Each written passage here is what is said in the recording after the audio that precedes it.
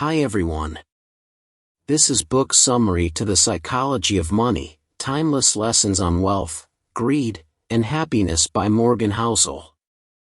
Let's enjoy the video. Please subscribing to my channel for more great content like this. You'll be notified when I upload new videos. Overview. The Psychology of Money, by Morgan Housel. It's never too early to start saving for your retirement.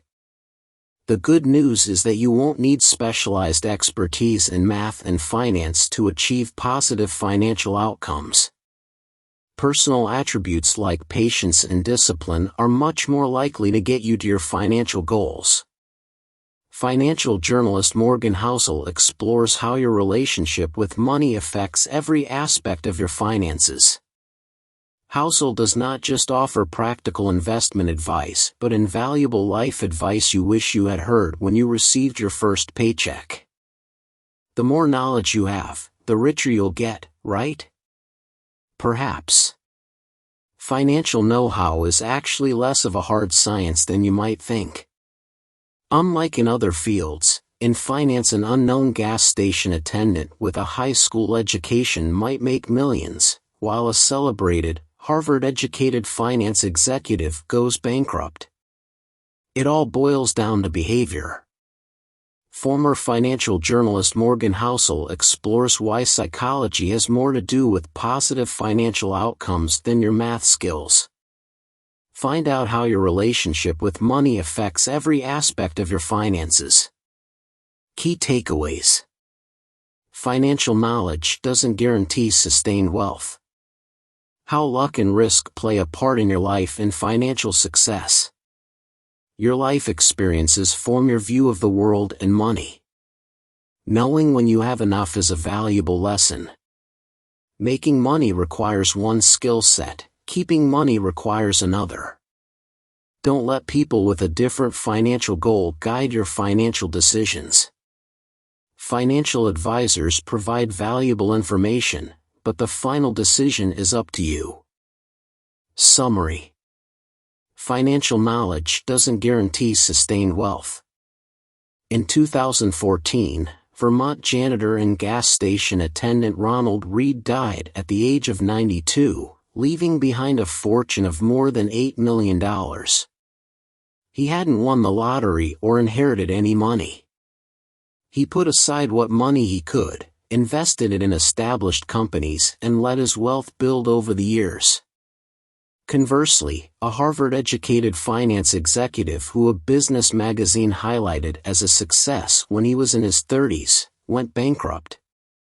The one man's success and the other's failure had nothing to do with their financial knowledge. It boils down to patience versus greed. Only in the finance industry can human behavior result in such different outcomes.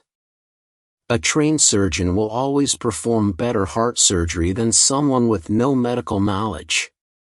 In finance, you can know the rules of interest rates and corporate valuations, but your behavior, as well as luck, plays a larger part in your success than your knowledge. How luck and risk play a part in your life and financial success.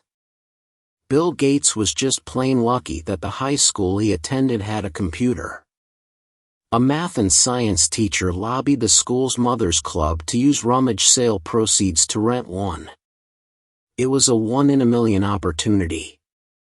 Gates admits that without his experience in high school, Microsoft never would have existed. Ken Evans was Gates's classmate and close friend. He also was one of the lucky ones who worked alongside Gates in the school's computer lab. However, he never became a partner in Microsoft, because he died in a climbing accident before high school ended. The odds of this tragedy happening were 1 in a million. When asked what unknowable element of investing he'd like to know, economist Robert Shiller responded, the exact role of luck. While few people would deny that luck exists in investing, fewer would willingly point out individual people who have experienced that luck. If you indicate someone is lucky, you might seem petty. believing your own good fortune is a result of luck rather than hard work can make you feel depressed.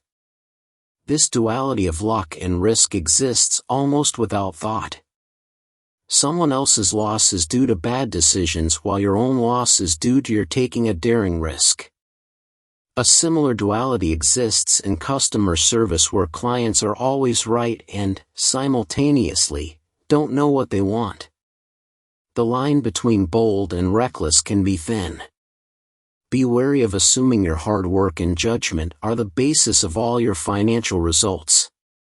To manage your money, look for information in patterns and trends instead of searching for insight in a magazine cover story about a billionaire. Additionally, bear in mind that a few good stock purchases usually provide the majority of income. This means you can be wrong more often than you're right and still come out ahead. Venture capitalists, for example, expect that out of 50 investments, 25 will fail, and 1 or 2 will do well enough to fill the company coffers. Investing in startups seems risky. Many people think that investing in large, stable companies is the safer choice, but, in truth, you are just as likely to lose, or win, betting on big public companies as startups. J.P. Morgan Asset Management looked at returns for the Russell 3000 index, which consists of a wide swath of big, public companies, since 1980. It found that 40% of the stocks lost 70% and never regained their value. What held the diversified index afloat was only 7% of the companies included therein. Your life experiences form your view of the world and money. A National Bureau of Economic Research study found that people's experiences significantly influence their feelings toward money. If you are a young adult in a bull market, you are more likely to invest in stocks than people who grew up in a more sluggish one. Your experiences might lead you to make thoughtful decisions that may seem ludicrous to others. For a child of wealthy parents, risk has a very different meaning than for a child of poor parents. People's investment decisions are heavily anchored to the experiences those investors had in their own generation. In addition to the generational, cultural, and financial differences between people, many aspects of personal investing are very recent additions. The ubiquitous 401k didn't exist before 1978. Roth IRAs came on the scene in 1998. As with other experiences which shape your relationship with money, the choices you make as a result of your interaction, or lack thereof, with certain finance tools, means your financial decisions are often more personal than statistically rational. Accepting that you have enough is a valuable lesson. Emotional financial decisions can be devastating when you base them upon how much money others possess. People who aren't satisfied with what they have can easily lose it all while grasping for more.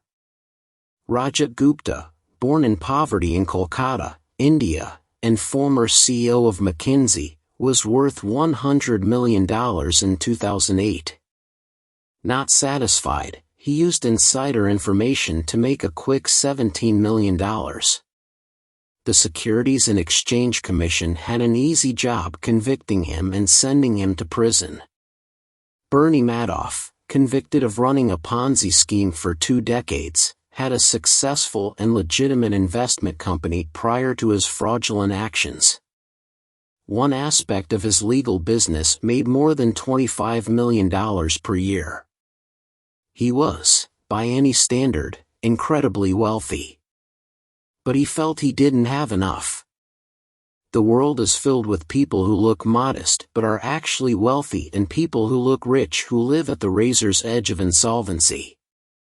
In both cases, the men lost what they had because they wanted more.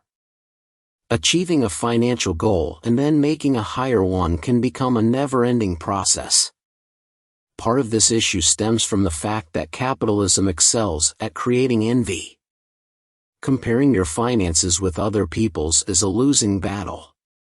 Feeling that you have enough, even if it's less than someone else has, is the way to win. Making money requires one skill set, keeping money requires another. Taking risks is a necessary part of making money, but to hold on to your money, retain your humility and fear. Television journalist Charlie Rose once interviewed Michael Moritz, who leads the venture capital company Sequoia Capital. The firm has succeeded for 4 decades, unlike many others that collapsed by the wayside within a decade. Asked about the firm's longevity, Moritz attributed it to the fear of going bankrupt. While the company must, by nature, take risks, Sequoia Capital didn't assume that its past successes would reoccur in the future. Be prepared and expect that your plans won't come to fruition in the way your spreadsheet envisions. Providing a margin of safety allows you to have flexibility when the randomness of life, politics or economics affects your desired outcome. This strategy increases your chance of succeeding when taking a risk. If I had to summarize money success in a single word, it would be survival. Some investors try to hedge by studying the past. While history provides information on unexpected happenings in the past, it doesn't foresee the future. The reality is that new, never before experienced situations erupt constantly. Investing based on historical events also ignores the rapid changes in today's world. Take venture capital, VC, for example. When Phil Knight created Nike, the idea of VC firms didn't exist. Relying on even last generation's information is useless. The S&P 500 added its first financial stock in 1976. Technology stocks didn't even exist. Today, financial and technology stocks comprise more than 35% of the S&P 500. What hasn't changed over time is how people react to avarice and stress. Don't let people with a different financial goal guide your financial decisions. How saving small amounts of money regularly can affect your eventual wealth is counterintuitive. It's similar to the growth of hard drive storage. Over the past 70 years, hard drive storage has expanded by a factor of 30 million. Even as recently as 2004, Bill Gates questioned why Gmail users would need a gigabyte of storage. Warren Buffett made his first investment 75 years ago. When he started his serious investing, he was a child of 10. At the age of 30, his net worth was $1 million. The goal is not to find that 1 in a million stock, but to find investments with fairly good returns that you can hold for the long term. A little growth serves as the fuel for future growth. The phenomenon of bubbles in the market underscores what can happen when short-term thinking becomes widespread. Bubbles build and burst for many reasons, but greed plays a major part. When the dot-com and housing bubbles burst, they eliminated $6.20 and $8 trillion of wealth respectively. In addition to the greed factor, both situations involved people who changed their investment strategies based on actions of others who had completely different goals. The concept that a stock has a rational price isn't rational.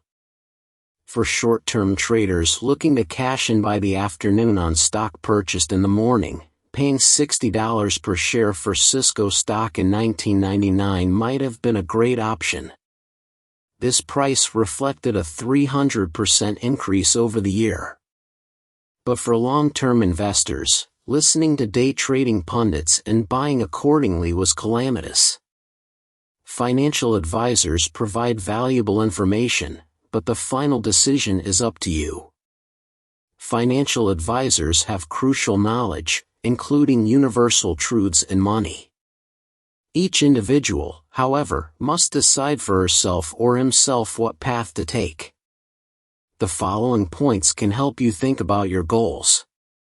Save money instead of showing it off. To create wealth, you have to save your money. this may require you to keep your ego in check. No matter your income, a new car or fancy house will hamper your future wealth.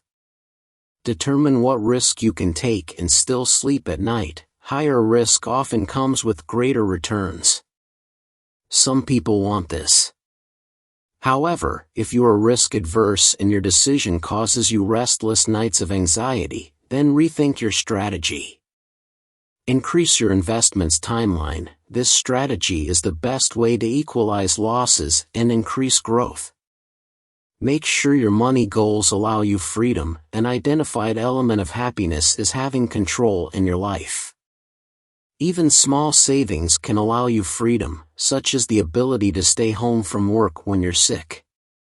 Larger amounts of savings can mean the difference between taking a job you don't want or waiting for one you would enjoy.